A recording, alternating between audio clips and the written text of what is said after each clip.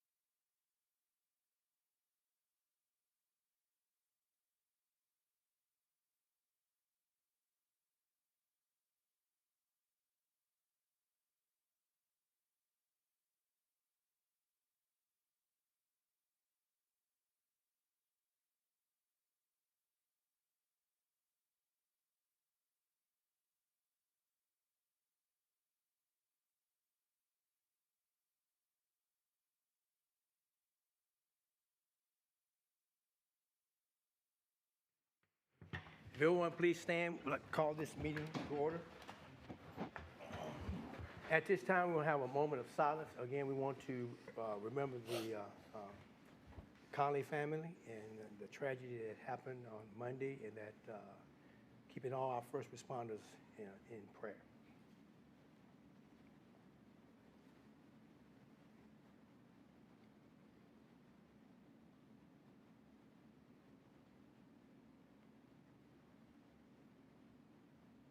Thank you. We'll ask Councilwoman Brent if she would lead us in the Pledge of Allegiance. Pledge allegiance to the flag of the United States of America and to the republic for which it stands, one nation, under God, indivisible, with liberty and justice for all. You may be seated. Thank you all for being here this afternoon for this special call City Council meeting. Call to order. Roll call. Mr. Allen? Here. Mrs. Wilkins-Brett? Here. Mrs. Butcher-Conway? Here. Mrs. Hambrick? Mr. Hampton? Here. Mr. Showalter? Here. Mr. Stone? Here. Mrs. Tackett? Here. At this time, we entertain a motion of the minutes from the last meeting. Motion made. Motion is made. Second. Motion is made and properly second. Yeah. Other questions or further discussion? All those in favor of the motion signify by saying aye. Aye. All those opposed say likewise. We have no public comments. Is anyone here who didn't sign up would like to speak before the council? My mayor comments, then I'll move on to that. Just to remind you that the Horsey 100 is going to take place on Saturday, Friday, Saturday, Sunday, and Monday. So we will have a lot of visitors here, a lot of bike riders running around. Also, it was told that yesterday that I think the horse park's got some event going on out their way, so they'll have a lot of people there. I think he said 1,500 horses. So they got a big event going on. We have graduation going on as well as others. So let's keep everybody in mind and let's everybody be safe as we travel about. Next on the agenda, we have Georgetown Municipal Water Sewer Service, and Mr. Chase would come up, and first thing we'll have is we're going to have the second reading of the second ordinance for special sewer class senior discount. The sponsors are Sonia Wilkins-Brent and Greg Hampton. An ordinance related to sewer user classification. Summary. 1. Creates a special class of sewer users which shall consist of senior citizens over the age of 65. 2. Provides a 10% discount on monthly water and sewer service for senior citizens receiving service from GMWSS. 3. Includes a start date of June 1, 2023 for the discount and confirms the discount's effectiveness until amended or eliminated by ordinance. 4. Otherwise provides for compliance with the requirements of KRS 96910-KRS 96927. 5. Provides for repeal of inconsistent laws, severability of provisions, and an effective date upon passage and publication according to law. The full text of this ordinance is available for examination in the City Clerk's Office, 100 North Court Street, Georgetown, Kentucky, 40324, or at www.georgetownky.gov. Publicly introduced and read for the first time May 8th, 2023. Publicly read the second time May 25th, 2023. At this time, I entertain a motion. Motion made. Motion is made to accept the second reading. I'll second. Second, are there questions or discussion? At this time, we need to vote. Mr. Allen? Yes. Mrs. Wilkins Brent? Yes. Mrs. Butcher Conway? Yes. Mr. Hampton? Yes. Mr. Showalter? Yes. Mr. Stone? Yes. Mrs. Tackett? Yes. Thank you, motion passed. We'll go with B through H, and we'll let Chase go ahead and read those, and then at the end, we will then make a motion to accept those, and then from there, okay? Thank you, Mayor. Again, we have 7 purchase orders here, and I'll try to run through them all quickly. I'll just start out by saying all 7 of these, except item H, that one's a little different, and that one will require a little explanation, but these are all budgeted purchases. They've all gone through proper procurement, whether it's quotes, bids, or whether it was a sole source purchase. There is one in there, and they all are under the budgeted amount. So just say that for all of those items B through G up front. But first is purchase order for HPT in the amount of $18,281. Door is locked downstairs. It's an open meeting. Can't have a locked door. Sorry, Chase. No worries, Mike.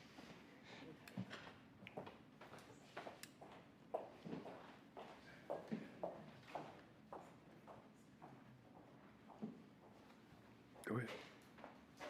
You wait till Proceed or unlocks the pause door. or? Yeah, we'll wait. Just wait. Sorry, I'm Mr. Schroeder.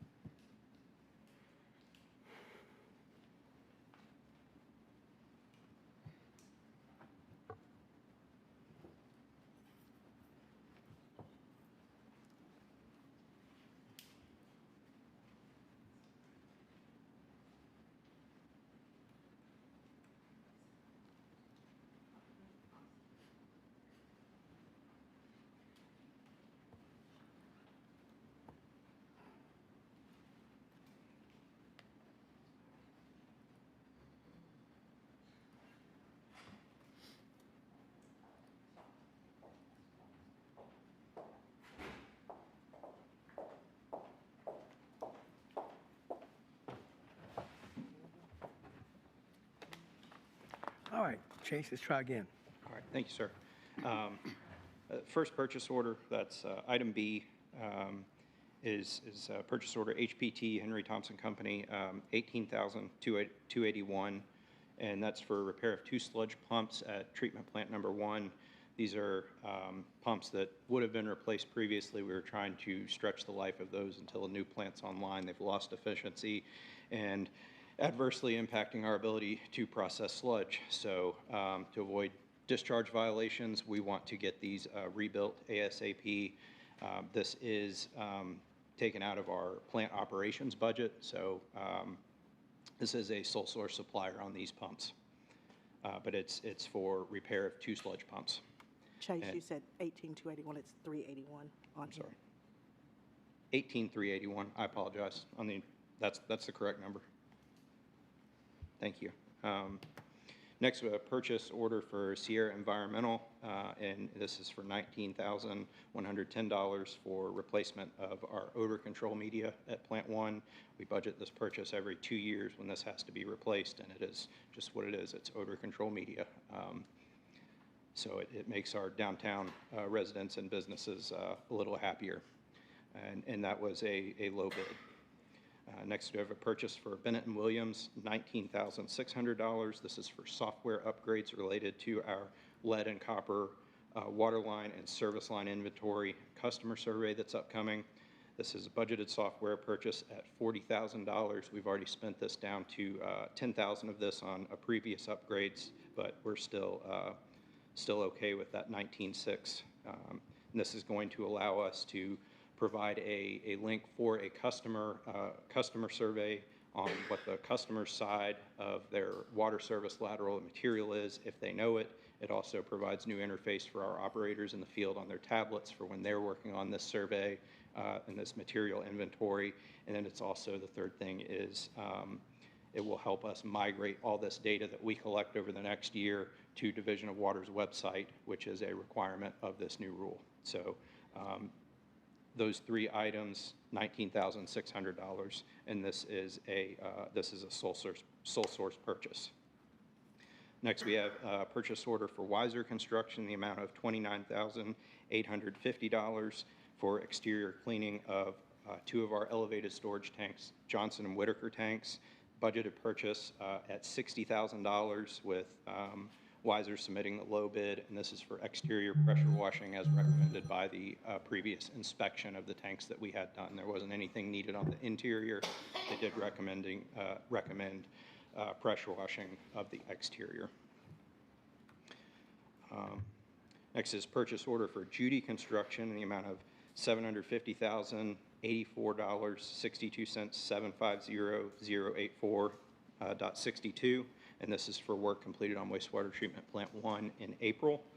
And as noted on the purchase order, this puts us at 46% complete on the project budget, and we're just over 52% complete on our project schedule with respect to the deadline or the milestone of beneficial use when we can put the new plant into operation.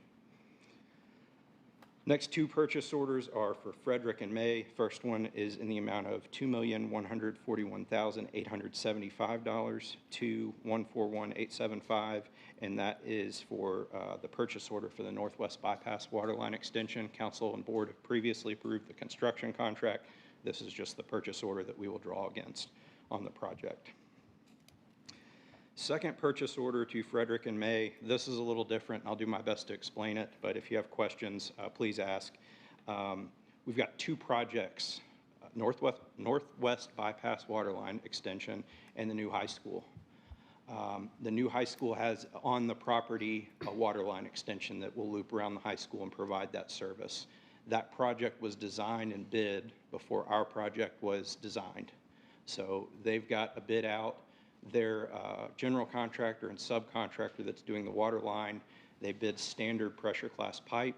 After we finished our design for that area, for the new line, the new booster station, and their service that will run around the building, engineer determined that needs to be a different pressure class of pipe. So what that would result in, they've already bought that pipe. It's sitting on site.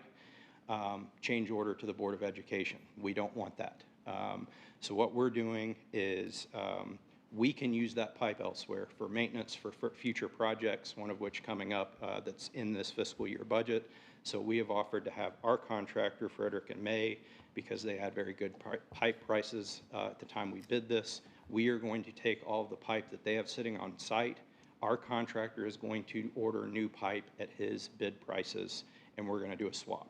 And this will avoid a change order for additional pipe on the high school project. So that's what we worked out with the school board. They're fine with that. Our board was fine with that outcome. So we have this purchase order that is for the pipe. That's $178,290. So just threw a lot at you there on those purchase orders. Let me know where you have questions. Motion? Motion, Mayor. Motion is made. Second, Mayor. Properly second. Are there further questions or discussion? I have some questions. Okay. On the media, I think it was the second purchase order. Is that cost, are you seeing that coming down any, or is that still going up? Where we do that every 2 years, I haven't really looked at that one, but I can take a look at it and get you some information. And then on the one after that, the exterior pressure washing? Yes, sir. What's the frequency on that? Is that We do inspection, and then we do inspection on a rotating schedule. I believe it's once every 5 years. and then based on the recommendations of the inspection report, then we go and do whatever's required with maintenance in And a is there, subsequent contract. sorry, okay, and is there any way to do this internally, the pressure washing internally? No, sir. We wouldn't have the fall protection and the means equipment to do that. And I'm not getting up there and hanging off. How tall is the tank? I'm just curious. I couldn't tell you off the top of my head. I can send you all that information, though. We'll go see it, okay? No more questions. Okay, any more question or discussion? All those in favor of the motion signify by saying aye. Aye. All those opposed say likewise. Motion carried. Next, operating and capital project budget for the fiscal year 2023-2024. So pleased to be able to present our upcoming budget to council for your consideration tonight. Jeff, as you know, and that you've met previously, our finance director, and Dudley Burberry with me tonight, our operations manager. Jeff's going to handle part of the presentation and help me with questions, but item of note, this budget was approved by the Board of Commissioners last week on the 16th, and this budget is built upon our 2022-2023 rate model and rate ordinance that was approved by the board and the city council in February of this year.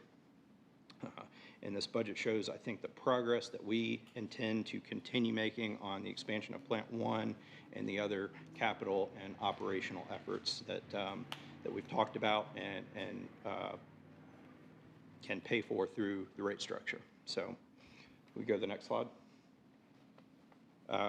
Agenda for the presentation, we'll start with kind of going back and discussing very briefly what we did with the new rate structure and the what our budget projections are and our assumptions. That's, I think, where we'll spend a good bit of our discussion.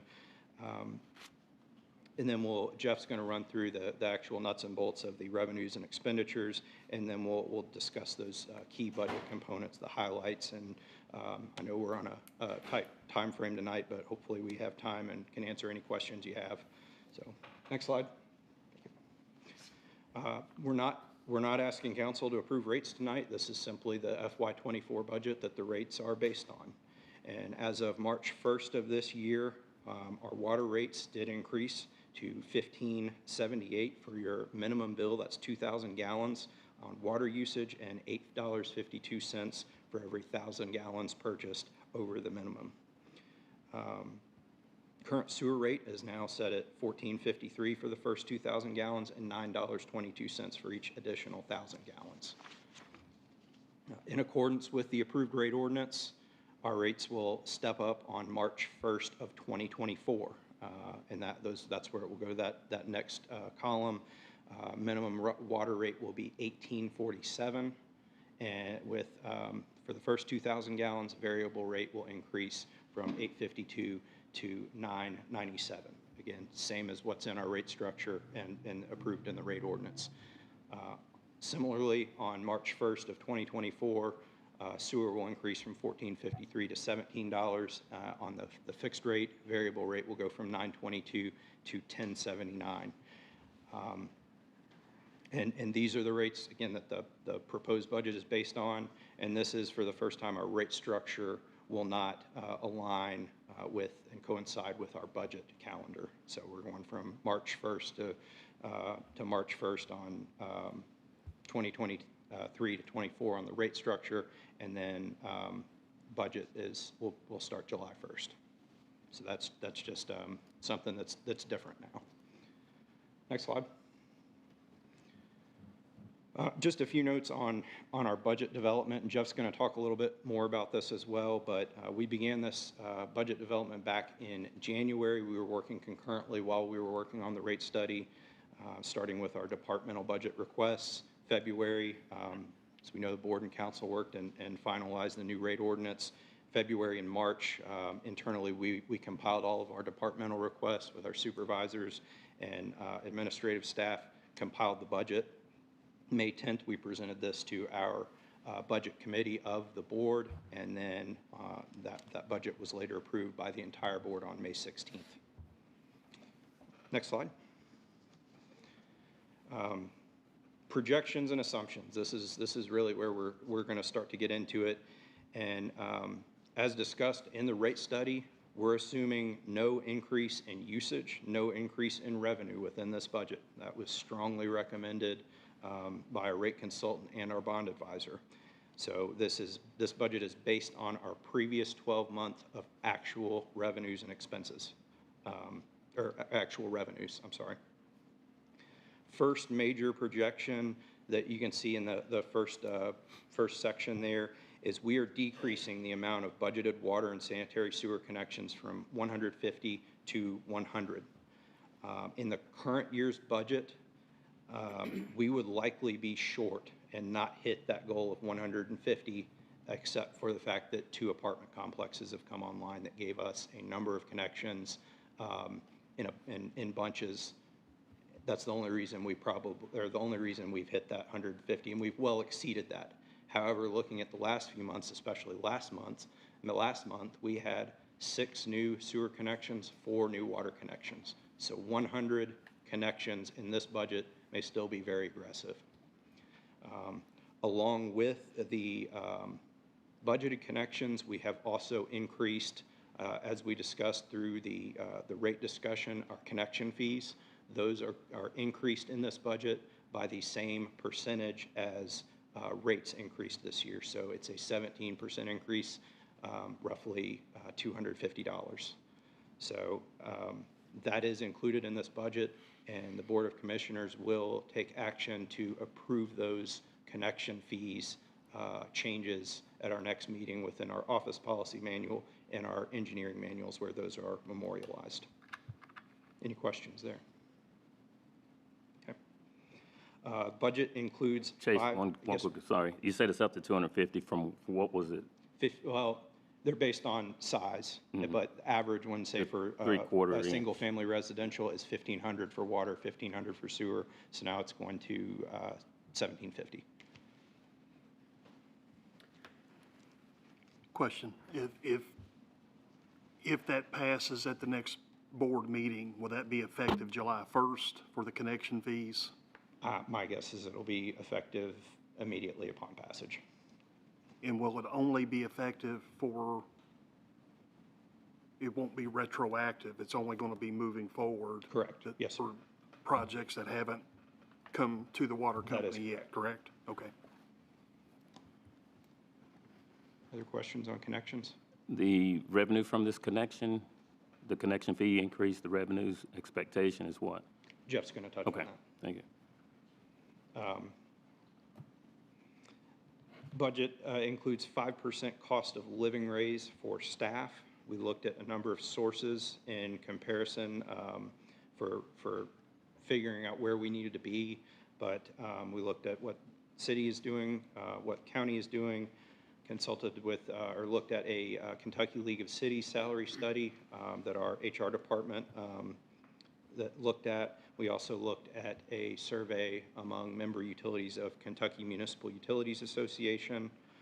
Also looked at what the Social Security Administration is recommending for COLA. All those surveys, anywhere from 5 to 7% was what we were seeing on average, with COLA being over 8%. So our board recommended that we include 5% increase for staff for this budget. Moving forward on the same slide here through the HR parts of our personnel-related budget items, we have a 13% decrease for retirement contributions through CERS. Our group insurance increased 17% for our high deductible plan and 3.65% for our PPO plan for the new fiscal year. And so we are increasing employee contributions on these increases equal to their percentage, same percentage as FY23. So a more clear way of saying that is employees will say that pay the same percentage as FY23. With the higher premium, they will pay more out of pocket. So that's kind of the first part of the budget development. Any questions there? Okay. Jeff's going to come up, get into revenues and expenditures. Alonzo, he will address that question.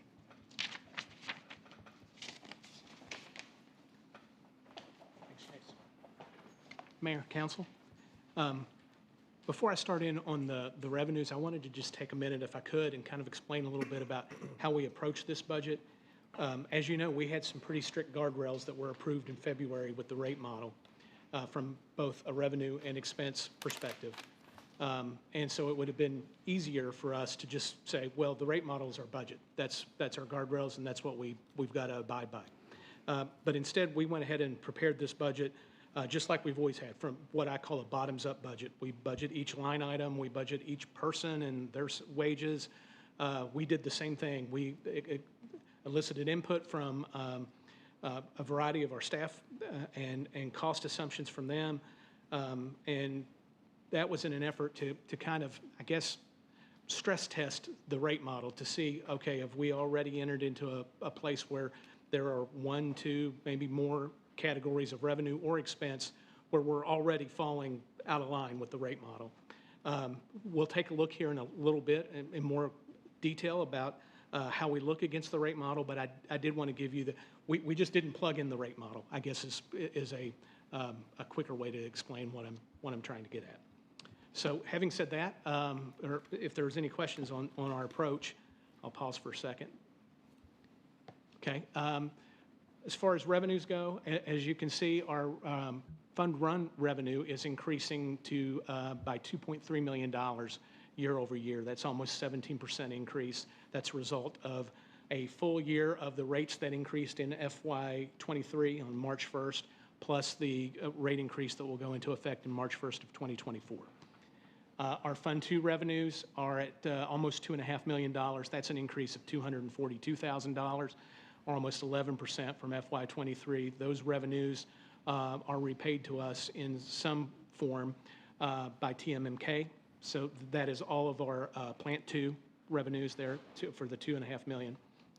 Our total revenues are at $18,553,000, which is an increase of just over $2.5 million, or almost 16% from FY23. Again, a full year impact of the March 1st, 2023 increases, and then the partial year impact of the March 1st, 2024 increases. Yeah. Yes, sir. The Fund 1 revenue on the material we have is 16,048, and that slide says 16,090. Oh, I apologize, but that's a great segue into the question Councilman Allen had about because the delta is the increase in the connection fees. I apologize, you've still got an old slide. I apologize for that.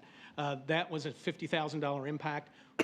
We lost where revenues for connection fees are net down year over year because we reduced the number of connection fees from 150 to 100, both for water and sewer. But that's blunted by the impact of the increased fee. So we gained $50,000 for the year in the increase. Again, sorry about the misprint on the slide. Next slide. This is a slide about, this is our cost structure. For FY24, our cost for Plant 1 are going to just over $14 million. And our Fund 2 cost, which again, these are reimbursed in some form or fashion by TMMK, are going to $3.2 million. The Fund 2 increases, that's an increase of $349,000, or a little over 12% from FY23.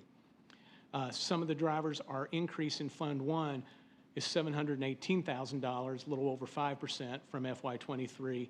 Some of the drivers of those increases of $718,000 are listed there in the bullet points below. The first is our wages and group insurance. Chase showed on the previous assumption slide the increase in our group insurance of 17% on our high deductible, which is by far the plan that most of our employees select. There's also one full-time and one part-time position that are in our wages for FY24 that are not in the FY23 budget. And then there, as Chase also showed you on the assumption slide, that's there's the impact of the 5% increases. I should note also that the 5% increase, We did consult all those other sources that Chase mentioned, but the 5% increase was also what we had included in our rate model. We figured when we were developing the rate model, the way this inflation had been and the way that the COLA numbers were coming out, that we probably needed a little bit extra in there. It's over and above our 2 or 3%. And so we had budgeted 5% in the rate model. Maintenance and repair equipment, that's only a $17,000 increase, but I included it here because it brings up a kind of a situation we find ourselves in at Plant 1. As that technology is becoming obsolete, as we're putting the new SBR in, we are not capitalizing some repairs at Plant 1 that we probably would have capitalized in the past because this technology is going away and becoming obsolete. So we are expensing some of that, some of those repairs that we normally would have capitalized, and that's why, even though it's only a $17,000 increase, that's why we included that one on there so we could call that out. We included $250,000 for anticipated lead and copper expenses and capital. We're just now getting into that. Not sure yet where that will be, but we wanted to earmark some funds for lead and copper as we're getting into how we're going to deal with that and how we're going to try to attack that. Depreciation expense increased by almost $170,000. That's a function of new purchases for FY24, items that were in progress in FY23 that are going to come online in FY24. Professional services sludge increased by $60,000. That is a function of Rumpke is hauling that for us now to their landfill.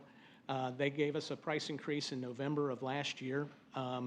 So we're going to have the full year impact of that price increase in FY24, and we fully expect that we'll get another one in November of next year. So that's why the increase for professional services sludge. Water purchases, we continue to try to drought-proof this budget. Water purchases, we've increased for Frankfurt by $70,000. We're probably going to exceed that category in this year's budget, so we've put a little bit of extra money in there for this year. I'll pause a minute. That's a lot of numbers, and in case you have any questions about cost, anything specifically. Okay, next slide, please. I just wanted to, there's a couple of revenue and then an expenditures by category slide here, these pie charts. With the revenue, I kind of wanted to illustrate kind of how dependent we are on our rate revenues. The orange piece and the blue piece, that's sewer and water respectively. So you can see how dependent we are on our rate revenues. That constitutes about 94% of our revenue base. That little gray sliver there you see is the $350,000 for connection fees. It was at $300 until we made the increase. And then the $444,000, that's miscellaneous revenue. There's a lot of things that fall into that. We have fees from the city for 911 fees and garbage billing. We also have a revenue base in there for those expenditures from TMMK that they reimburse us for. Next slide, please. This is our expenditures by category. From a dollars perspective, the green piece there is depreciation, and by far our biggest single expense category.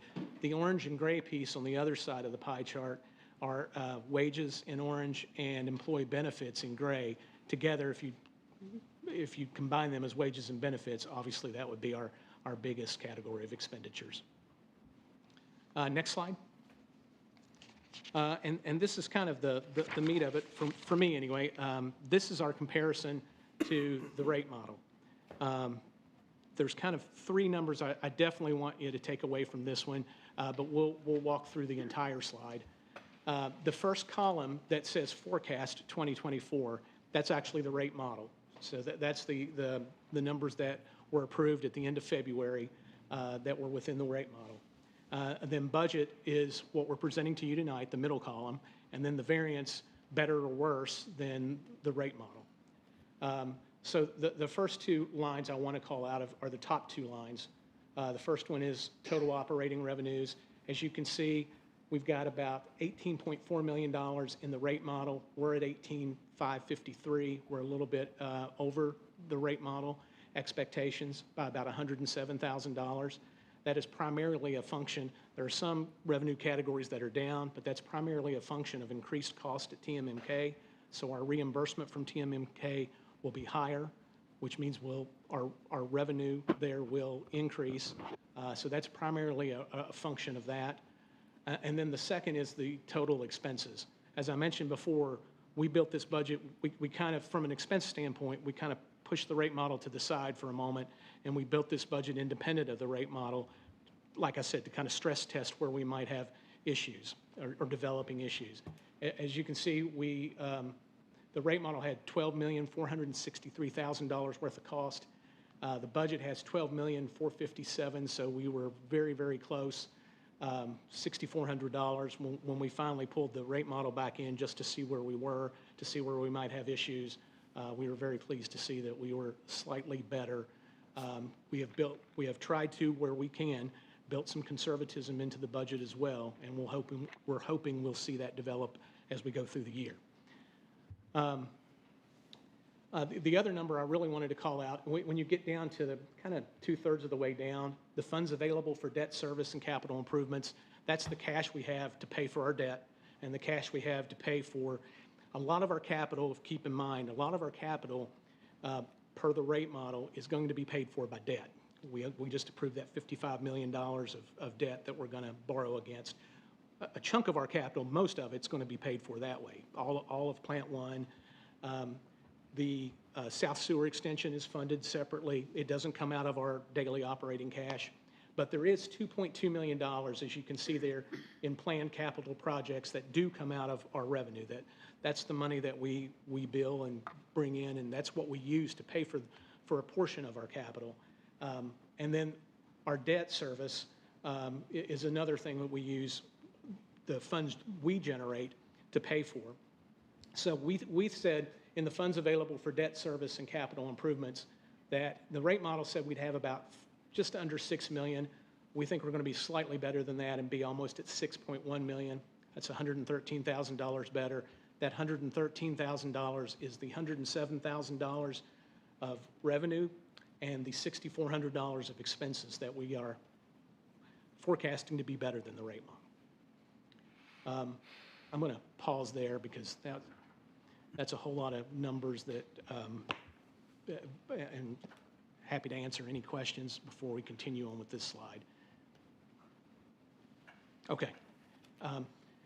As you can see, the capital improvements there for $2.2 million will jump down to total debt service.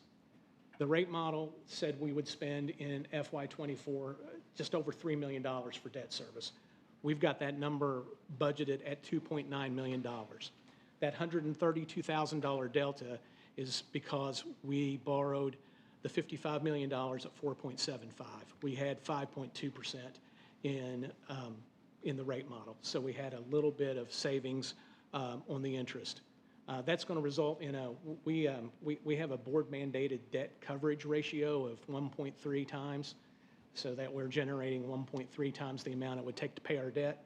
The rate model said that should be closer to 2. The reason for the increase is we're trying to gear up for what the bond market's going to be looking for when we finally go to the bond market. They'd like to see a better than 1.3 debt service coverage. We think that's going to be slightly better, 2.1. It's a little bit better, again, a function of the lower interest that we'll be paying Republic Bank for the $55 million. I'll stop again if there are any questions on that slide. If not, we'll go to the next slide. I'm going to talk a little bit about some of our capital expenditures and then turn it back over to Chase. He's going to tell you about some of our major projects. We have part of that $2.2 million you saw on the previous slide for capital expenditures. 1.6 of that is kind of what we call our departmental capital projects. These are things like where we replace meters, where we replace manholes, where we replace certain portions of sewer line within the city and the county. Those expenditures are going to be we think about $1.6 million this year. Our Fund 2 budget, this is our TMMK budgeted capital expenditures, are at $4,240,000. They will be reimbursed dollar for dollar by TMMK.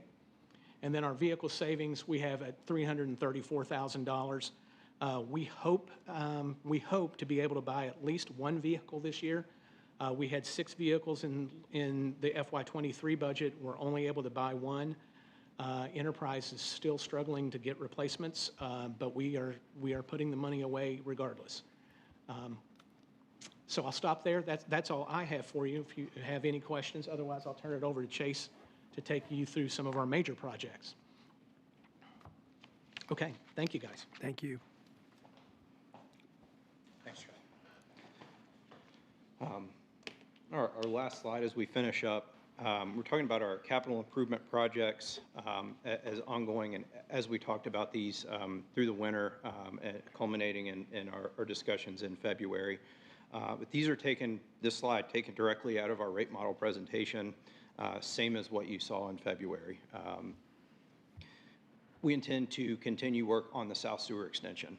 That is the only project here. We do anticipate that will be complete in FY24. We're thinking toward the last quarter of the calendar year or first quarter of the new year.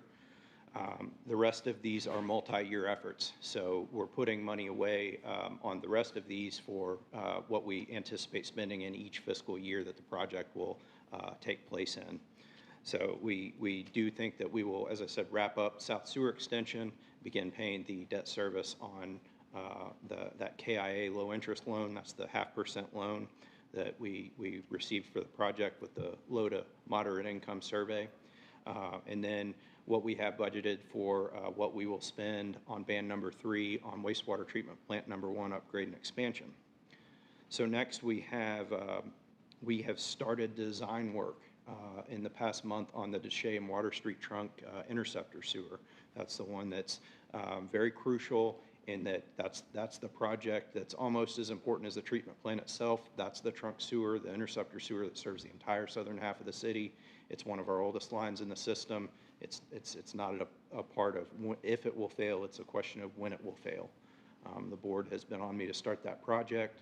We kicked that off this past month, so we think we will be in design this year, and within the FY24, we do believe we will start construction on that project and break ground. That project has the sources of fund. That was what we allocated our ARPA Cleaner Water Grant Program grant number 2, the $3.45 million that we were awarded. We allocated that to that project. That goes with a $3.3 million Georgetown municipal commitment. Next is the Northwest Bypass Waterline Extension. We're in construction there. If you've driven out that way, you see a lot of pipe on the ground, a lot of pipe going into the ground. That is a Georgetown municipal commitment of about $800,000, and that was what we used our ARPA Round 1 money through the Cleaner Water Program of $2.9 million. The last project is the Paynes Depot, or the South Side Storage Tank and Distribution System improvements. That's the project where we need to increase our stored water. We also need to be prepared for where we're going to find additional water in the future, how we're going to get it into our system, and how we're going to store it. It also is a project that we believe increases level of service for a number. I believe it was about 1,700 customers with one project. So that was the project. We received $5 million through the state legislature, direct allocation, and we're putting a commitment of $7.4 million of our capital with that project. We're trying to rein that project in and scope that as minimally as possible so we save on that $7.4 million side, but we hope to get that project out and start designing as soon as we hear back that money is administered through Kentucky Infrastructure Authority. As soon as we get an assistance agreement, we'll kick that project off because it's a very necessary project as well. It goes without saying that on all these projects, we will spend the funding first, spend that down, and when it's exhausted, that's when we will start paying our contribution through our revenue. That's what we have. Any questions?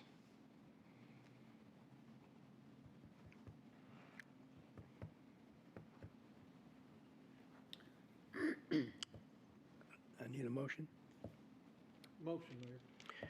Motion's made. Second. Second. Are there further discussion or questions? All those in favor of the budget proposal, signify by saying aye. Aye. Those opposed, say likewise. Motion carried. Thank you all. Appreciate it. Next, we have finance. We have first reading of the year 2023-24 budget ordinance. Sponsor Alonzo Allen and Greg Hampton. Before you read, I want to go through the memo that was included in your packet. Obviously, we presented the mayor's proposed budget on Monday, May 8th, and since then, we've made a couple of small changes. So I wanted to read through those, even though you've already seen the memo, so that it will be read out loud in a public setting. The first item that was added to the budget is the mayor and Judge Covington are working on efforts towards school safety and the discussion of providing additional school resource officers.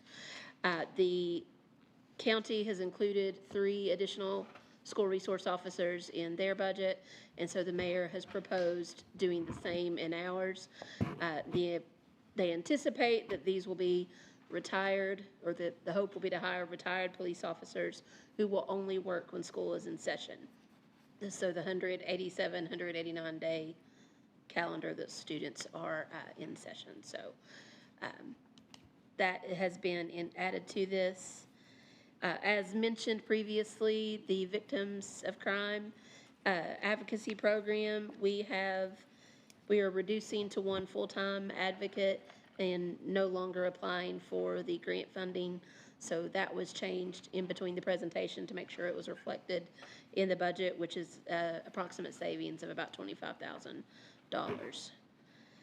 Scott County United had requested $50,000 for their operating expenses that the city contributes, and we had initially included $40,000 in the proposed budget, which is what we've included for many years. The county funds Scott County United at $50,000 per year, and the mayor felt it was important that the city be a fully joint partner in our economic development efforts with Scott County United. So we put that back to the $50,000 that they had requested for their operations. If you have more questions about this next one, I'll let Devin chime in, but there is preliminary discussion about regional economic development, marketing, and branding with, I think it's a Bluegrass Alliance, counties in the Bluegrass area.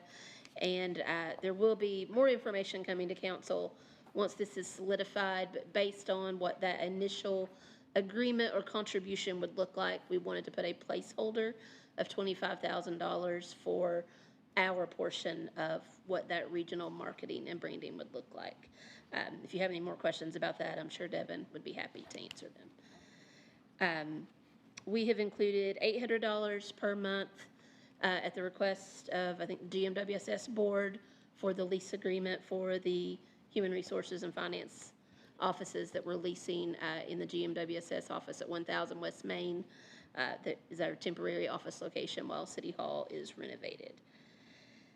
Another addition was the request to the city and county to jointly fund a traffic signal at the main entrance to the hospital and where Bojangles is. I believe it's Lesby Path, because there will be there's already a lot of traffic there, but there will be more traffic once the medical offices building is completed, Aldi is completed. So there was a request for the city and county to jointly fund an installation of a traffic signal there. So our $75,000 has been added to the proposed budget. My understanding is the traffic signal will be maintained by the state once installed. The county finalized their adjustments to Parks and Recreation, so we made one small change there. The operating budget for Parks and Rec remained at $1.3 million. That was what was presented to you in the proposed budget. There was one additional capital item that the county added back into their budget, and it was $17,000 for the pavilion slide restoration because it was going to be deemed as a safety hazard if it was not restored. So our half of that is $8,650 that was added to the Parks and Rec capital line item since the budget was presented to you on May 8th. And lastly, At the next meeting, we will be bringing a recommendation for our first investment transaction, but based on what we've seen, I've included a conservative estimate of $150,000 additional investment income from that transaction. So those are the changes since the budget was presented on May 8th, if you have any questions. If not, Tracy will read. Good. Yes. Two questions. And two questions. First one is item number 1, Yes. and then the second one is item number 7. So the first question is, and I guess we're still in the early stages on additional SROs in the school system. Is the school system itself going to help with No. that? No. So it's all gonna be on the city and the county? City and county, because we felt that, they're pretty much strapped budget-wise. And we think, and talking with Judge Covenant and myself, that, it is our responsibility as both city and county to provide public safety. And that's one of our charges we need to do. And I felt that, we felt that it would be better for us to to show good faith effort that we're going to invest in our people, and especially in the school business. I've been a school person for years, and, we're different. We're living in a different climate nowadays, and we need to make sure that we are bold and take, not wait till something happens, then say, we should have done this. Let's get out front of this and just put, it's not a cure-all, but at least it gives the public and everybody else know that we are trying to take steps to make our schools safe, and that's what we wanted to do there. Can I add to that a little bit, Mayor? I don't know if council's aware, the General Assembly passed some legislation, I guess it was early 2022, that really put some serious, not burdens, because it's not a burden, but it was very strict legislation about what staffing schools had in terms of school resource officers, and it's almost impossible. Of course, there's no funding allocated to it, so you're expected, I think what it reads is per campus, you have to have one officer. So they would consider like Royal Springs and Ann Mason a campus. As it is now, the city and county both have 2 SROs. So we've got 2 GPD officers and there are 2 deputies. The school district, Stacy, correct me if I'm wrong, they do pay for those officers. They pay for one. They pay for one, okay. We have 2, and they pay for one currently. Okay, it's not 50% on each, they Just pay for, they pay for the first, and we added the second. Okay, so that's the current situation.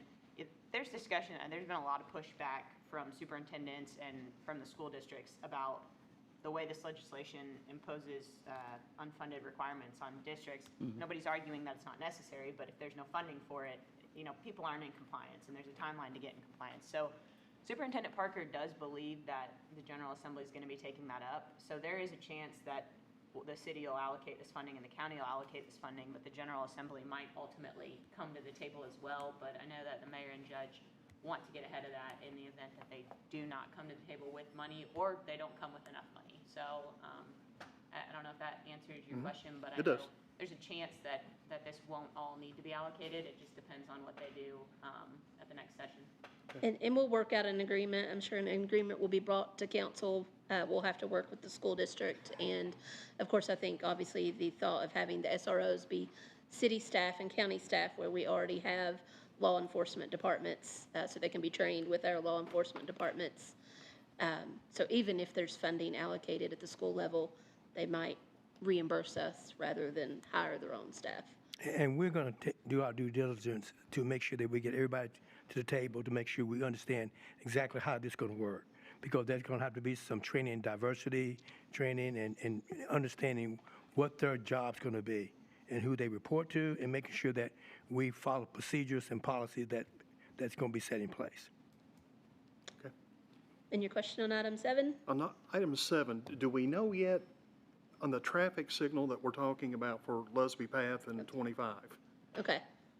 Do we know at what point the traffic signal will be put in place? I mean, is it going to be? They want to put it now. It's already approved. Yeah. The state's approved Okay. it. Yeah.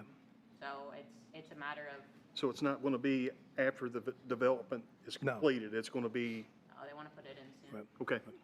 So I have a follow-up on that. That's actually number 6, right? You said Yeah, 7, but I that's think it's right. number 6. And all that's as a result of the hospital activity, why is that not part of the hospital project? Stoplights like this, they are typically a developer initiative. I think the judge, well, this is the previous administration conversation, but Judge Covington and Mayor Prather, as an incentive for this project, were coming to the table with a willingness. So obviously it wasn't allocated in last year's budget, but now that the time has come, it's back to the table. And that's where that conversation started.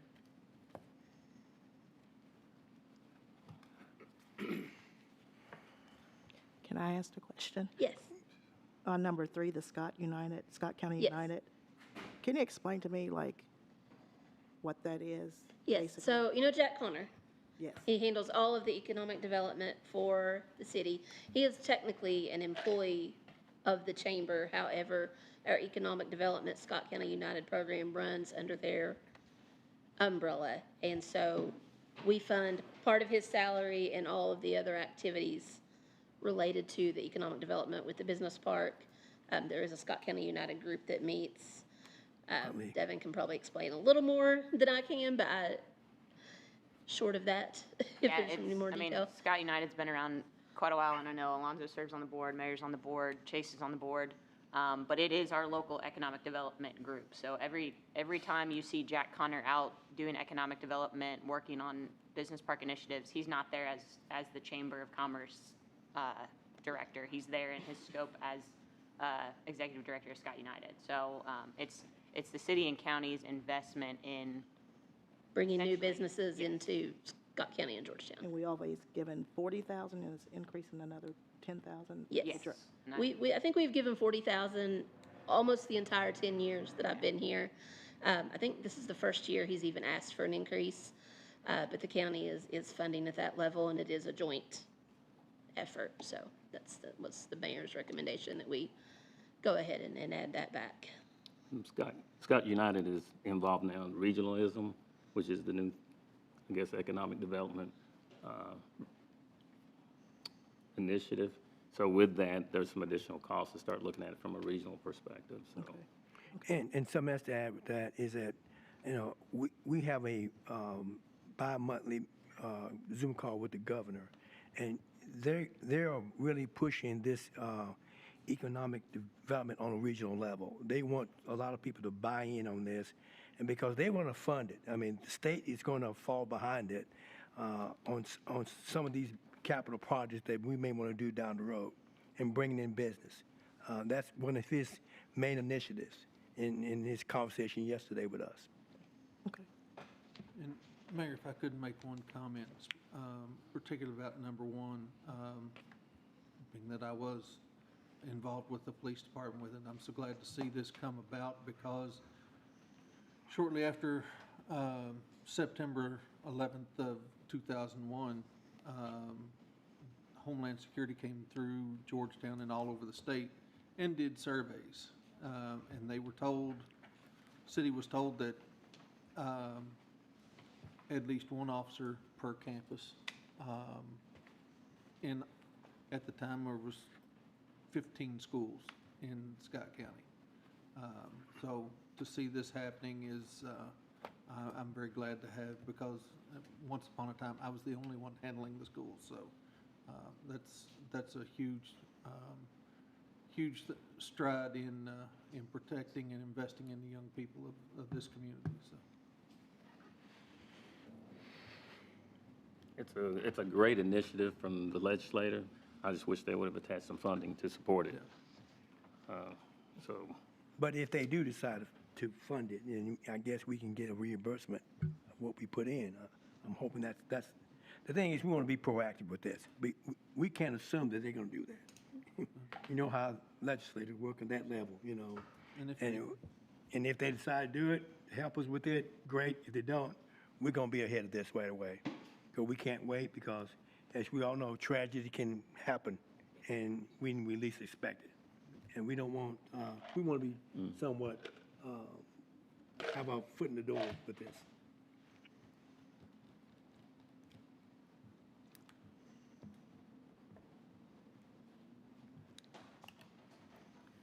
An ordinance of the City of Georgetown, Kentucky, adopting the annual budget for the fiscal period July 1, 2023 through June 30, 2024, by estimating revenues and resources and appropriating funds for the operation of city government.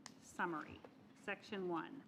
Adopts by incorporated exhibit the fiscal year 2023-2024 budget of the City of Georgetown, Kentucky as follows.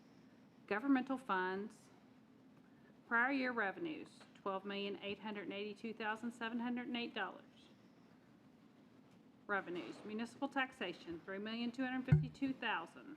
Licenses and permits, $27,023,216.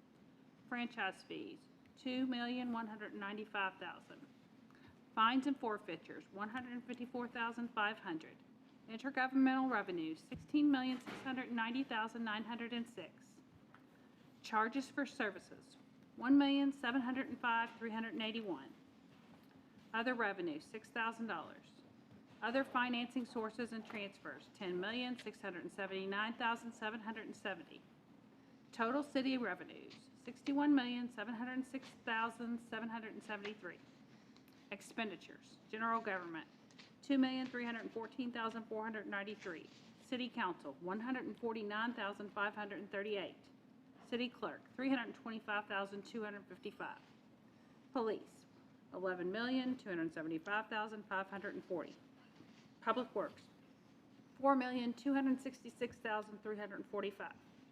Fire, $8,586,893. Code enforcement, $417,469. Building inspection, $639,201. Dispatch telecommunications, $3,357,041. Utilities, $840,000. Community services, $1,197,475. Interlocal, $6,804,058. Self-insured medical plan expenses, $3,100. Capital outlay, $28,108,256. Debt service, $1,149,193. Transfers to other funds, $1,155,624. Total city expenditures, $74,589,481. Proprietary funds, revenues, sanitation, $2,604,000. Cemetery, $246,000. Intergovernmental revenue, $135,510. Other revenue, $5,000. Other financing sources transfers, $1,078,139.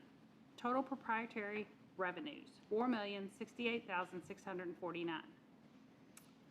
Expenditures, sanitation, $2,604,000. Stormwater, $952,629. Cemetery, $512,020. Total proprietary expenditures, $4,068,641. Section 2. Authorizes the mayor, except as provided in the Georgetown Purchasing Policy adopted in Municipal Order 11028 and amended in Municipal Order 22-17, to enter into any contracts or agreements necessary to fulfill the operation of city government within the allocations listed in this ordinance.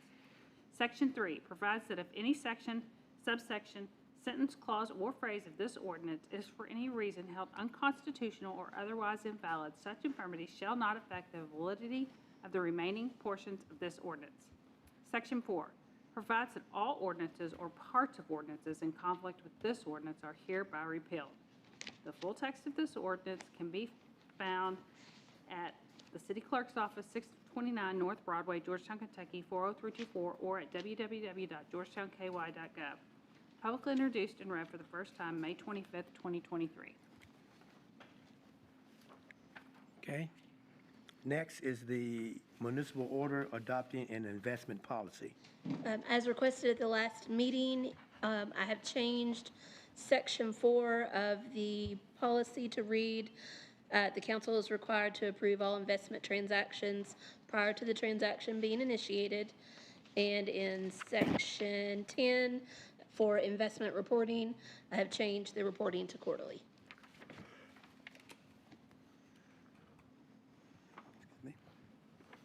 All right.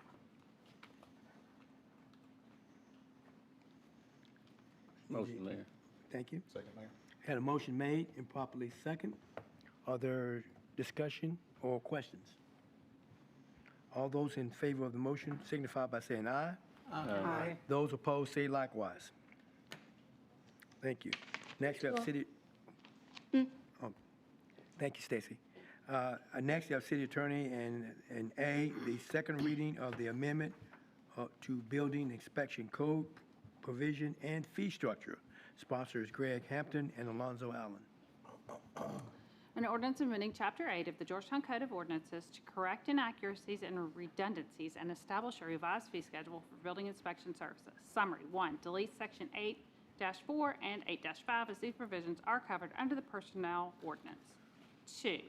Amend Section 8-34 to establish a revised building inspection and permits fee schedule and provides for automatic 3% increases on a biennial basis. 3. Delete Section 8-64 as the Kentucky Building Code establishes these standards statewide. 4. Provides for repeal of inconsistent ordinances, severability of provisions, and an effective date upon passage and publication according to law. Effective date of July 1, 2023.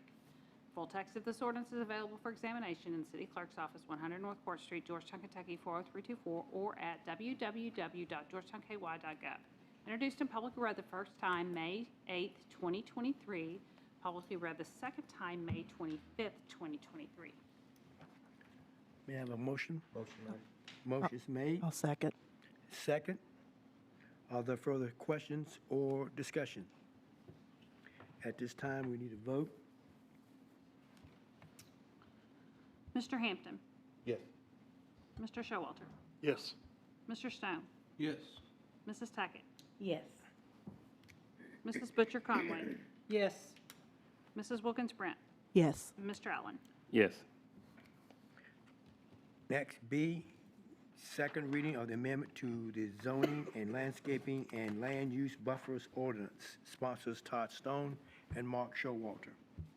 An ordinance amending or creating certain sections of the Georgetown Scott County zoning ordinance and landscape and land use buffers ordinance. Summary: 1. Amend section 4.19 subsection C of the Georgetown Scott County zoning ordinance to provide the minimum setback of 50 feet for secondary structures from land zoned A1. Amend section 6.10 of the landscape and land use buffers ordinance to establish that no single tree species may be used for more than 1/3 of plantings to meet the requirements of section 6.12 or 6.13. 3.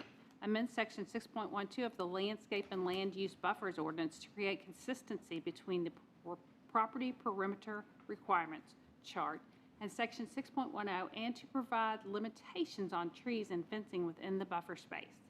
4. Create section 6.14 of the landscape and land use buffer ordinance to establish agricultural buffering requirements.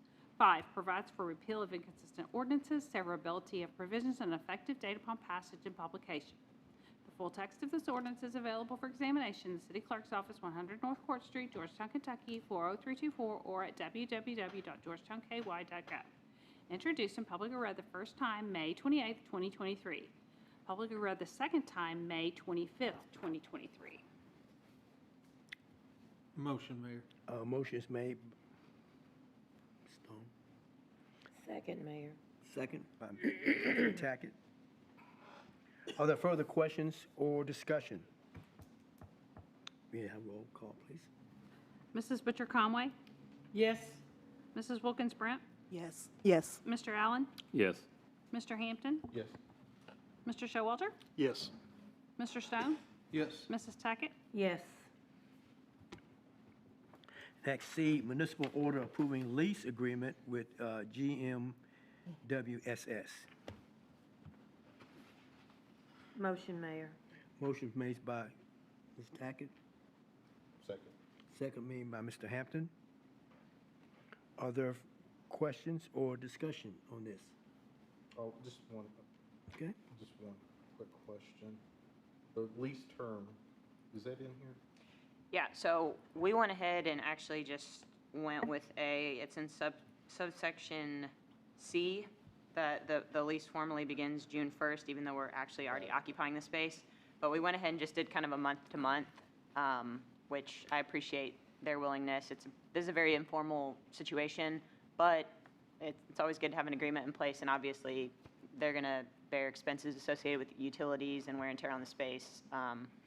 So figured it was necessary to get something formal approved by the council and the board. Are there any other further questions or discussion? All those in favor of the motion signify by saying aye. Aye.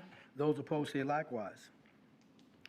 A municipal order approving city works renewal. This is our software that, I guess we've had it for almost 5 years now, but all our departments, we have it for asset management as well as permits and licenses, and PLL. I don't know what the other L is. But so this is what generates all our code enforcement citations, building inspection permits. Eddie utilizes it for asset management, and this is the same cost it was last year. So I don't see many changes occurring with our CityWorks software. But it's worked really well for our departments. The cost is assigned to each department that utilizes the programming, so that $71,400 will be allocated among the departments, and you can see that within the budget line items. Motion, Mayor. Motion made I'll second. and second by Ms. Conway. Are there further questions or discussion? All those in favor of the motion signify by saying aye. Aye. Those opposed say likewise. At this time, we have city engineer, and the first is the municipal order approving bid for Cardinal Drive project, CMAQ. Thank you, Mayor. The first two, A and B, are related to the Cardinal Drive Road Improvements Project. We've received a low bid, and we are asking you all to award the bid in the amount of $2,118,018.53 to Hinkle Contracting out of Paris. They were the sole bidder on the project. It's been signed off by KYTC, and we have it's an 80-20 grant project where the 80% is paid for by KYTC, and the city picks up the 20% of the cost of the project. Motion, Mayor. Motion made, Second. second. Is this for A and B or just A? This is just for A. Yes, yeah, I was going to do They're B's. going to do each one separately on this one. So Part B is related to the Cardinal Drive. I'm sorry, we're going to vote on this one first. I apologize. That's okay. Yeah. We're going to vote on each one individually. Yes, sir. Thank you, sir. All right, so we have a motion made properly second. Are there further questions or discussion? Yeah, one question. This one calls out Disadvantaged Business Enterprise Program, and I think minority and women businesses. Can you talk a little bit about that? How's that going to be? Yes, sir. They have as part of the grant agreement through the state, there is I believe it's like 10.8% roughly. That is the goal for the DBE component of the work. And they have submitted with their bids a DBE subcontractors under Hinkle's contract to work with them on certain aspects of the project. Who follows up on that, just to assure Generally, the compliance? state, we have to submit documentation showing proof that, that it was held through, and that has to be submitted when Stacy and sends in the draw requests for the reimbursement of the funds And does from this, the state. I'm sorry, go ahead. I'm sorry. Oh, go ahead. Does this also call out MWBE, Minority Women Business Enterprise? It's usually written like a DBE/WBE, which is a disadvantaged business, and then women-owned businesses, and they kind of lump them together generally on those grant applications. I can send you some more information about it. Okay. Yeah, and the state, this was the one we were kind of hustling on. We didn't include this in the packet Monday because we were still waiting. I mean, I think it was like 3:30 on Monday when the Yeah. state gave us the approval, but as a part of that approval, they have to review the DBE documentation, and like Eddie said, that's reviewed with each pay app as well. But is MWBE included? Their term is DBE, but I'm pretty sure they the acronym they use is DBE, but I think it's includes women and includes minorities. We can get you the actual standard they use, if you're interested. I'm interested. Yeah, I'll send you some stuff. And thanks a lot to Devin and Stacy for all their help bringing their expertise to the table. It's a very complicated administrative project. All right, so no other further questions or discussion. All those in favor of the motion signify by saying aye. Aye. Those opposed say likewise. Next is B, municipal order approving amendment to Prime AE engineering contract. Yes, sir. This is our consulting engineer that drew up the plans and the specs for the project. And at the request of the KYTC, they wanted to have a full-time inspector on the job. And so this contract covers the cost of inspection services and as well as construction admin services that are needed as part of for the engineering support on the project. And it's in the amount of $97,700. What was the amount again? $97,700.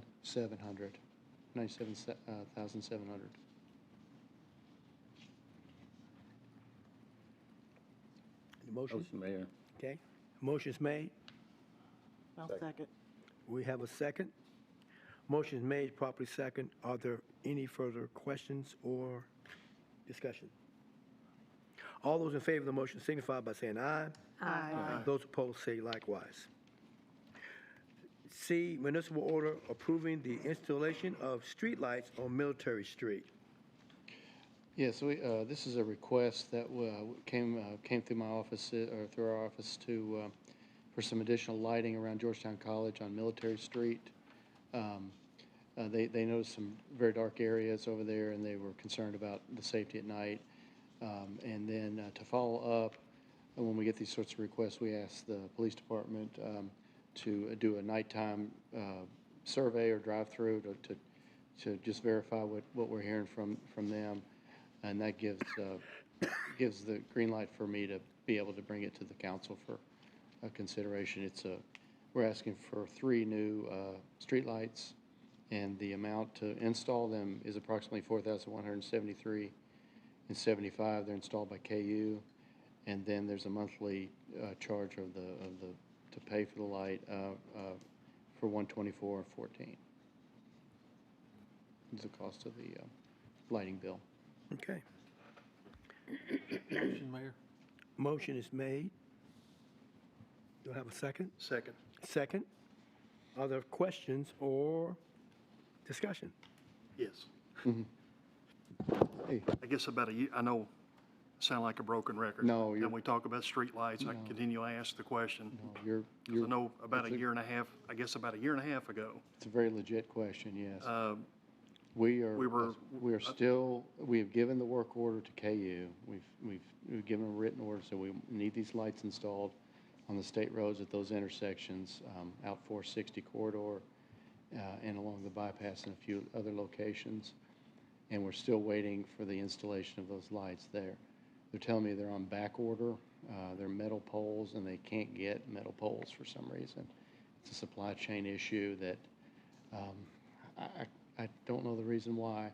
And they're thinking in the fall of this year, they should be able to get shipments in and be able to install them at that time.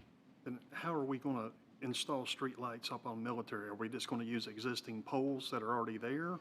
Yeah, I'll have to get with KU and meet with them on site, and we'll probably have to set 3 new poles and run the electric to them for each of the 3. So the wooden poles? Most likely, yes. If A lot of the over in that area are already attached to Yeah. utility poles. we always try to attach to an existing utility pole if it's at all possible. I'll have to schedule a time to go over there and meet with them, and they'll have to look at it from how their infrastructure is in that area. And I don't mean to change gear here or change direction at the last minute. I think this is a great idea, but I think at some point, and I think we approved 27 or 28 Yeah, streetlights. That's that correct, yes. About a year and a half ago, maybe longer, that are not up yet. Let me follow up with them again I and just prompt think them. at some point, we're going to have to if we're not gonna get the metal poles, I think we're gonna have to Go with wood. to act, Yeah, because people still ask questions sure. in dark areas around Georgetown right now. Yeah. We just So- had, we've never had this problem before with these, getting the parts and the pieces in for these things has always been kind of a shelf item. And I don't know what the reason is that there's such a problem getting these right now. So if Ed, if you could go in and check and make, Okay. and see, follow up as Sure. to where we stand on all of this. And Okay. if they can't get it to us in a certain amount of time, then we need, as a council, have to go a different direction. We may have to Okay. go and do something different Okay. to make sure we get those covered. I'll get in touch with them this, tomorrow and then, have something to, share at the next meeting. Thank you. We have a motion and a proper second, and we had discussion. Are there any other further discussion or question? I did find the answer to my question. Page 17 calls out 5% for DBE, 10.8% per trade is minority, 6.9% per trade for female. That's on page 23. Okay. Okay. And so, all those in favor of the motion signify by saying aye. Aye. Those opposed say likewise. Thank you. Thank you all. Now, the fire department, the municipal order renewing fire department uniform contract. So we bid this out last year, and sometimes for these unit price bids, the easiest thing to do is to include in the contract provisions for one-year renewals. You obviously don't want to do too many renewals because you want to get out and competitively bid, but it is a nice tool for us as long as both parties are willing to come back to the table. So obviously, cost of everything has increased, so they've included a 5% increase on each line item. But the fire department would like to move forward with that as their current contract expires at the end of June. Motion, Oh, Mayor. Sorry. Motion made by Mr. Showalter, And I'll second. second made by Ms. Brent. Are there further questions or discussion? All those in favor of the motion signify by saying aye. Aye. Those opposed say likewise. Next, number 11, Human Resources, second reading of the Personnel Ordinance Amendment, Recovery Support Coordinator, IT Liaison, Fire Department, Engineer, etc. Sponsors are Willow Hambrick and Connie Tackett. An ordinance amending section 2-111 of the Code of Ordinances regarding personnel and pay classifications. 1, amend section 2-11 subsection C of the Code of Ordinances. 2, change the title of Computer Specialist to Information Technology Liaison. B, add 1 position of Recovery Support Coordinator to the Police Department. And C, remove 3 positions of Firefighter EMT, add 3 positions of Engineer, and change Administrative Assistant Grade 5 to Administrative Assistant Grade 6 within the Fire Department. 2, provides for repeal of inconsistent ordinances, severability of provisions, and effective date upon passage and publication. The full text of this ordinance is available for examination in the City Clerk's Office, 100 North Court Street, Georgetown, Kentucky, 40324, or at www.georgetownky.gov. Introduced and publicly read the first time May 8, 2023. Publicly read the second time May 25th, 2023. At this Motion, Mayor. motion, Ms. Tackett. I'll second. Second, Ms. Conway. Are there further questions or discussion? At this time, we need a vote, please. Mr. Hampton? Yes. Mr. Showalter? Yes. Mr. Stone? Yes. Mrs. Tackett? Yes. Mr. Allen? Yes. Mrs. Wilkins Brent? Yes. Mrs. Butcher Conway? Yes. Next, we have the Police Department. We have resolution approving early termination of the VOCAP contract. I know we've talked about this one a few times at the committee level and I think at the council level. If there are any questions, I know Stacy can certainly answer them from the budget side, but this is the grant that we obtained in, I think, 2016 initially that allowed us to hire a victims advocate to support Georgetown Police Department and provide victim services within our community. Over the years, we've grown that program to 2 full-time advocates. There was a time where it was 1 full-time, 1 part-time. And the grant funding pool has diminished significantly over the years, and the administrative burdens have continued to ramp up, making it a situation where our advocate's spending most of her time checking the boxes that the grant requires. So it would actually be a net savings to the city because we're allocating over $100,000 towards this program.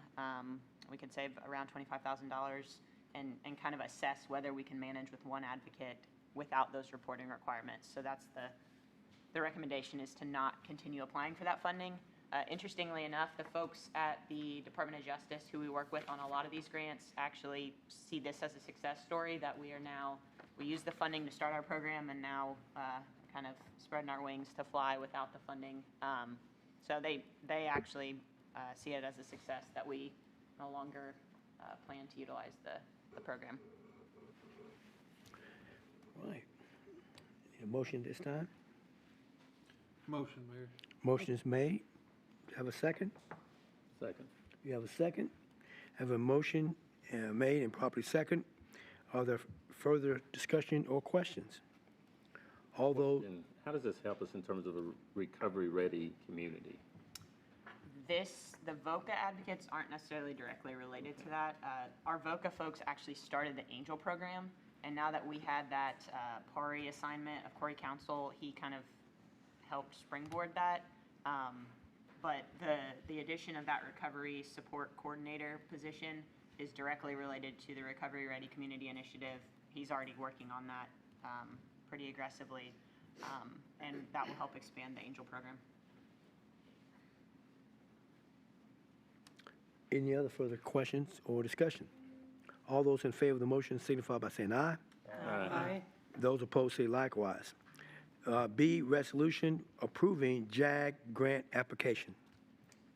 So this is also through the Department of Justice, or the Justice and Public Safety Cabinet, excuse me.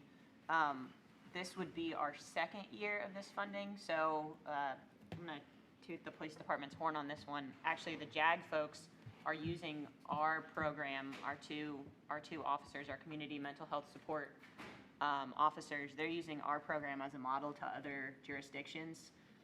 Essentially, when they're pitching the funding and showing them how to set up their programs, they're using officers Meehan, do I say his last name right? Meehan and Nevitt as the model. So those guys are doing an incredible job. I foresee us we got every dollar we asked for last time. I would hope, since they're using our program as a model, we'll get every dollar we asked for this time. But it's been a really good program. They're focusing on mental health as well as addiction in the community, and they've really kind of taken off with this program. Motion, Mayor. A motion made by Ms. Tackett, Second. second made by Mr. Hampton. Are there further questions or discussion? All those in favor of the motion signify by saying aye. Aye. Those opposed say likewise. C, resolution approving bulletproof vest partnership grant application. This is funding we get every year. We ask the department, based on, I think it's 5 years a vest is in use. And so as they have to turn vests over or as they make new hires, we purchase the vest. It's a reimbursement-based program, so we purchase it and then we submit for 50% reimbursement. It's a relatively small amount of money that we're funded, but it obviously helps offset that cost.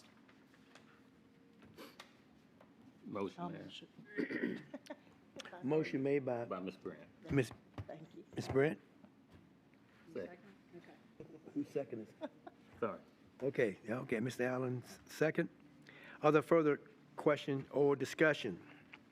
All those in favor of the motion signify by saying aye. Aye. Those opposed say likewise. At this time, we will start with council comments, and we'll start with Ms. Tackett. Ian? I only have one question. I had someone text me today and said that Republic hadn't been up through Irving, up around Showalter, Okay. Bradford. Yes, Tracy. They had a track breakdown, and those places will be picked up tomorrow. 455 locations. They did send a voicemail out because I got a text on it too. All right. I will make sure that they know. Thank you very much. That's all I have, Mayor. Okay. Mr. Allen? In follow-up to Council Woman's Tackett, that's a mouthful, comment, when we have situations like that, can we have a blast out to council so we are aware of that? Sure. Be helpful. Other than that, a lot of work's been going on the budget, and so we're glad we got that behind us. Now we just need to monitor and follow through and stay on top of it. So I want to thank everybody that was involved in supporting this activity, but we got a lot of work to do still. So. Mr. Hampton?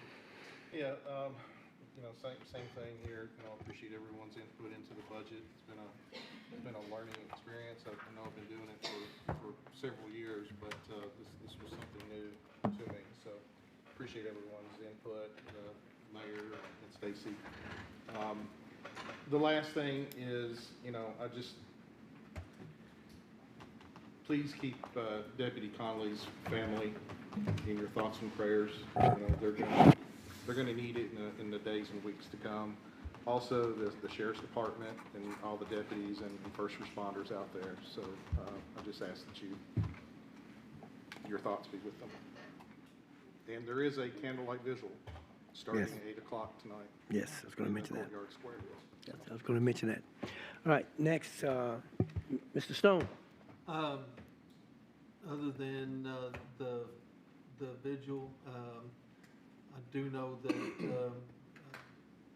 seeing a lot of vehicles from law enforcement from around the state. I'm sure next week will be a even bigger event.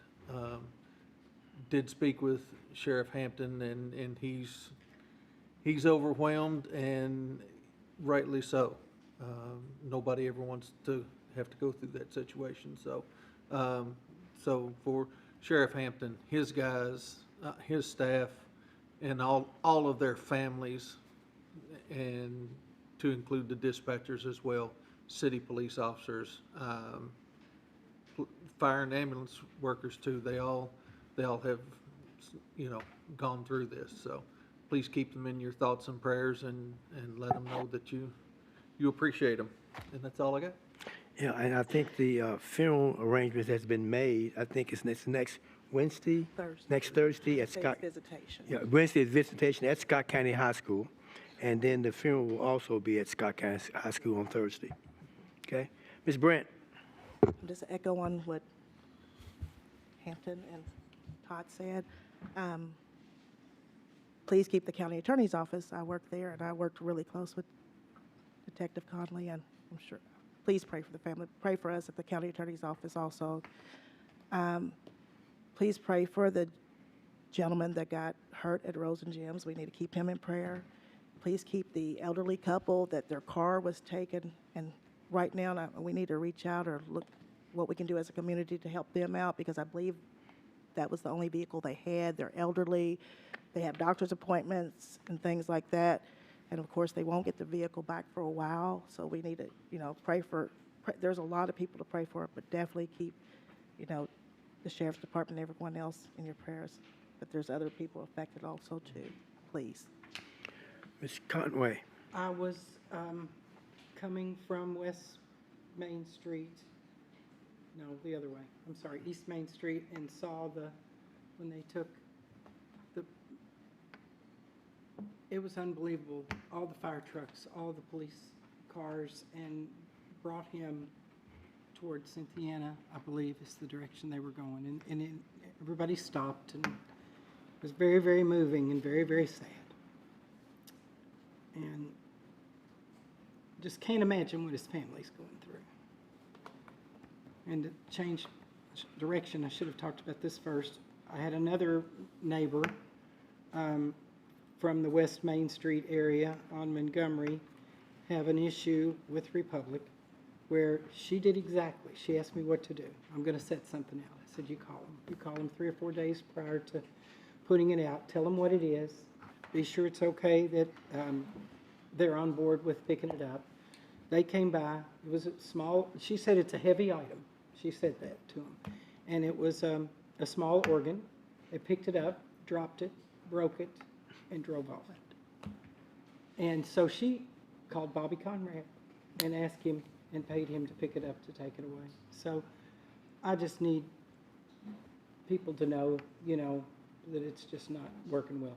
She should have, when she went through the proper channels, he should have said, this is an item we can't take. And she'd have made other arrangements, but that's not the way it worked, so. You know, anytime you have that happen, make sure that, you know, you can email me or Devin to let us know that. And what we do, we email Them. immediately to them. And we will also get records of that. And we will also try to share with council, especially Connie, we've been that, when we send those in to them, if they respond back, we'll let you all know what the response is. So that way you will know that we have dealt with it, we have gave it to them, we kind of put them on notice and what their response is when they do that, okay? Thank you. I'm just wondering if they're having truck issues, because a couple of weeks ago, they were coming down by my office and it was an M&M sanitation truck. It wasn't a Republic. They own M&M, so some of their trucks are They still. do own Yes. M&M? Yeah. Okay. Yep. I wonder. Yeah, I've All seen right. that as well, and that's the case, yeah. Okay, cool. All right, last but not least, Mr. Showalter. I hate to speak for Mrs. Hambrick, but I bet you if she were here tonight, she would be talking about body cams. Hopefully, as we continue to move forward, we're going to keep that item at the Oh, yeah. front of the line and not forget about that. Second thing is, you know, to a retired police officer, to a retired fire chief, to our current police chief, to our current police officers, fire department personnel, EMS employees, to their families. I think each of us, thank you. Thank you for what you do every day. Yeah. Terrifying. I, for one, I can't speak for everybody else. I take you for granted. And shame on me for doing that. But thank you so much. And to, not just to you, but to your department. And, thanks. Thank you. Thanks, Mayor. Yep. All right, if there's no further business, I do want to say, just on the record, I apologize about the door. The doors to this building automatically lock at 4:30, so we're just getting used to using this space, so I apologize for that, Mike. But we will make sure that the doors are unlocked at all times moving forward. we weren't trying to keep you out, I'm sure. This We would meeting is have tried adjourned. harder if we were going to keep you out. This meeting is adjourned. All right, look at here, I know, kiddies. right? Got it done. Yeah.